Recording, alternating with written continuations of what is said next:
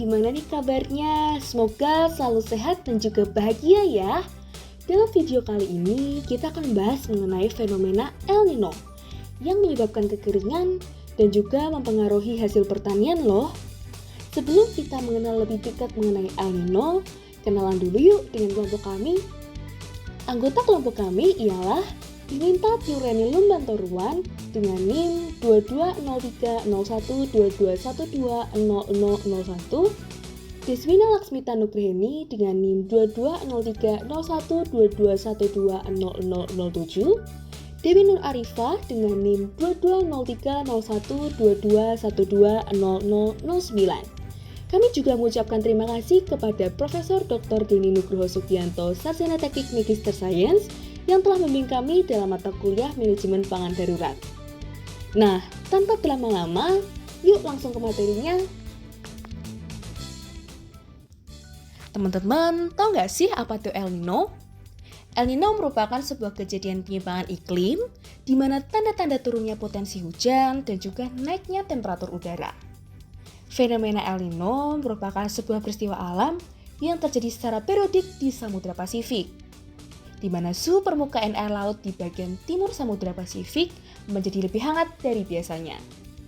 Fenomena El Nino juga dapat mempengaruhi curah hujan, suhu udara, dan juga pola angin di berbagai belahan dunia, salah satunya di Indonesia.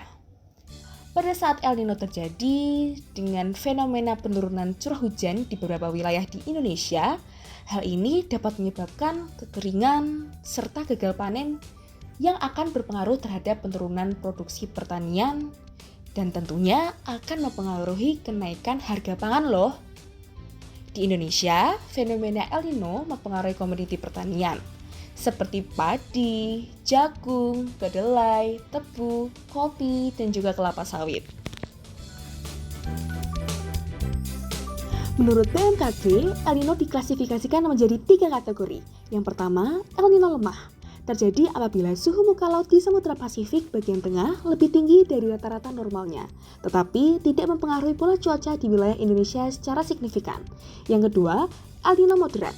Terjadi apabila suhu muka laut di Samudra Pasifik bagian tengah lebih tinggi dari rata-rata normalnya, yang mengakibatkan pergeseran cuaca meningkatkan risiko kekeringan di wilayah Indonesia. Yang ketiga, El Nino kuat. Terjadi apabila suhu muka laut di Samudra Pasifik bagian tengah lebih tinggi dari rata-rata normalnya, serta mengakibatkan pergeseran pola cuaca secara signifikan, mengakibatkan risiko kekeringan yang lebih tinggi di wilayah Indonesia. El Nino memiliki beberapa jenis. Berikut adalah beberapa jenis El Nino yang ada di Indonesia dan juga di dunia. Yang pertama, ada El Nino klasik atau canonical El Nino.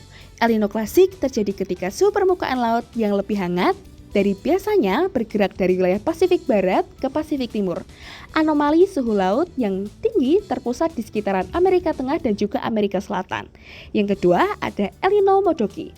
El Nino Modoki adalah fenomena yang terjadi pada musim panas tahun 2004 yang ditunjukkan oleh adanya kenaikan suhu pada permukaan laut di wilayah Pasifik Tengah. Namun, kenaikan suhu ini dikelilingi oleh anomali lain berupa suhu rendah pada ujung wilayah Pasifik Timur dan juga Barat. Yang ketiga ada El Nino Madura atau Madura El Nino. El Nino Madura adalah fenomena yang melibatkan kombinasi dari El Nino serta perubahan suhu di Samudra Hindia yang dapat menghasilkan cuaca yang lebih panas dan juga kering di wilayah Madura, Indonesia. Perubahan suhu laut di Samudra Hindia berkontribusi pada pola cuaca El Nino yang terjadi di wilayah Madura. Nah, untuk tanda-tanda El Nino ada beberapa nih. Yang pertama, ada penurunan potensi curah hujan. Yang kedua, ada temperatur udara yang meningkat. Yang ketiga, perubahan pola angin. Dan yang keempat, ada peningkatan suhu global. Selanjutnya adalah penyebab dari El Nino. El Nino merupakan fenomena alam di mana terjadinya peningkatan pertumbuhan awan di Samudra Pasifik Tengah dan juga Timur, sehingga mengurangi curah hujan di wilayah Indonesia. Fenomena alam ini menyebabkan perubahan pola cuaca global yang berdampak signifikan pada iklim di berbagai wilayah di dunia termasuk di Indonesia. El Nino merupakan fenomena global yang hampir terjadi di seluruh negara yang terletak di garis ekuator, yang salah satunya adalah negara kita, Indonesia. Penyebab terjadinya El Nino adalah anomali suhu yang meningkat di Samudra Pasifik, melamahnya angin pesat di selatan Pasifik sehingga menyebabkan minimnya pergerakan angin di batas angka normal, sehingga kenaikan daya tampung lapisan atmosfer yang diakibatkan pemanasan perairan panas di bawahnya. Kira-kira kalau terjadi El Nino, waktunya berapa lama ya? El Nino tidak terjadi secara reguler dan dapat terjadi kapan saja. Namun, biasanya siklus anomali iklim ini muncul pada 2-7 tahun sekali dan bisa bertahan selama 12 hingga 15 bulan. Apa saja sih dampak yang diakibatkan terjadinya El Nino? Perubahan iklim yang dipengaruhi oleh fenomena El Nino berdampak serius terhadap aktivitas pertanian, mengancam ketahanan pangan, produktivitas, dan juga stabilitas perekonomian para petani. Penurunan produksi potensial pertanian ini diakibatkan oleh naiknya suhu, berkurangnya ketersediaan air wilayah akibat dari kekeringan itu sendiri, kenaikan muka air laut, meningkatnya jumlah manusia yang terkena penyakit menular. Kondisi cuaca ekstrim seperti fenomena El Nino ini diakibatkan oleh dampak pemanasan global yang terus terjadi hingga saat ini, sehingga berdampak pada skala lokal, di antaranya terhadap ketersediaan air di suatu wilayah termasuk pada lahan pertanian. Di wilayah Indonesia, secara umum fenomena El Nino telah berdampak terhadap penurunan produksi pertanian, khususnya tanaman pangan akibat berkurangnya ketersediaan air tanah. Anomali iklim El Nino dapat menurunkan produksi tanaman pangan, tapi tidak berpengaruh secara ekonomi terhadap penawaran padi dan juga jagung di Pulau Jawa. Pergeseran musim yang terjadi di wilayah Indonesia karena fenomena El Nino juga berpengaruh besar terhadap produksi pangan dan juga komoditas pertanian yang lain. Pada pendeknya musim tanam, gagal panen, serta kekeringan yang berkepanjangan hingga kebakaran lahan pada sebagian besar lokasi di Maluku dan juga di wilayah Indonesia pada umumnya.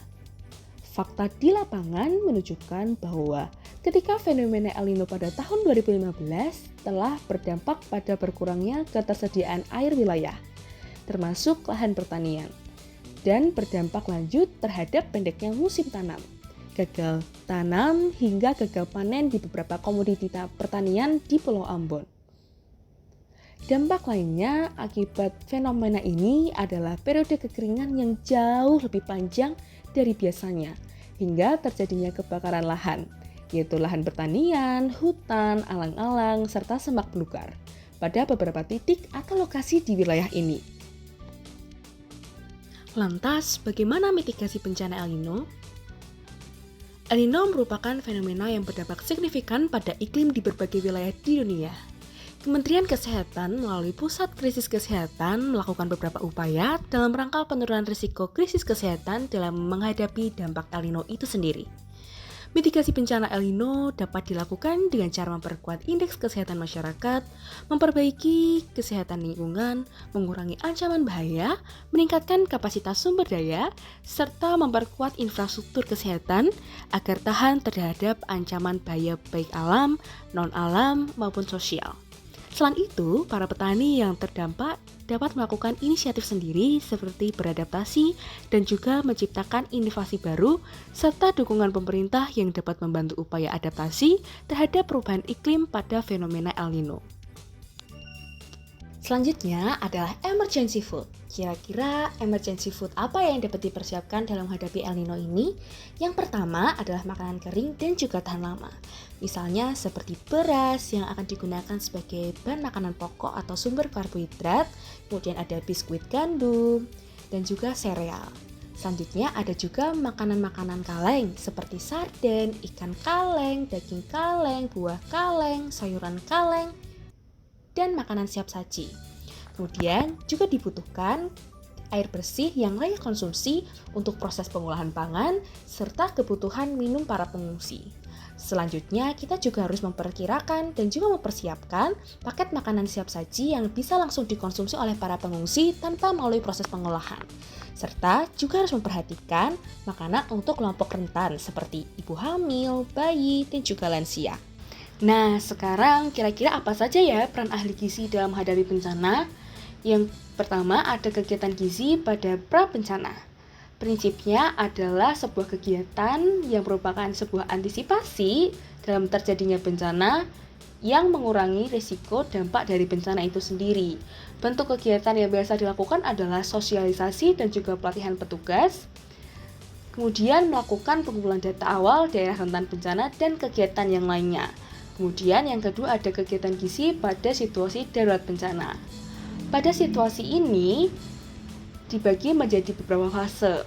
Fase tanggap darurat awal dibagi menjadi dua, yaitu fase pertama dan fase kedua. Pada fase pertama dilakukan maksimal 3 hari setelah bencana terjadi, yaitu memberikan makan kepada para pengungsi agar tidak kelaparan dan juga dapat mempertahankan status gizinya, serta mengawasi pendistribusian bantuan bahan makanan ke dapur umum. Kemudian pada fase yang kedua memiliki kegiatan yaitu menghitung kebutuhan gizi dan juga pengelolaan penyelenggaraan makanan di dapur umum. Kemudian pada kegiatan yang kedua ini dilakukan tanggap daruratan lanjut. Tanggap darurat lanjut tergantung pada situasi yang terjadi di daerah setempat. Pengumpulan data antropometri balita seperti berat badan, panjang badan, atau tinggi badan, kemudian dilakukan juga pada ibu hamil, serta ibu menyusui dan juga lansia, yang berfungsi untuk menentukan siapa saja yang masuk dalam kelompok rentan. Apabila ditemukan kelompok rentan yang mengalami masalah gizi, dapat segera menentukan intervensi gizi yang tepat. Kemudian terdapat transisi darurat. Hal-hal yang dilakukan pada fase transisi darurat hampir sama seperti fase tanggap darurat lanjut. Kemudian kegiatan yang ketiga ada kegiatan penanganan gizi pasca bencana, yang dasarnya adalah melaksanakan pemantauan dan juga evaluasi. Nah, tidak terasa nih, kita sudah berada di akhir video. Semoga bermanfaat. Terima kasih. Bye-bye.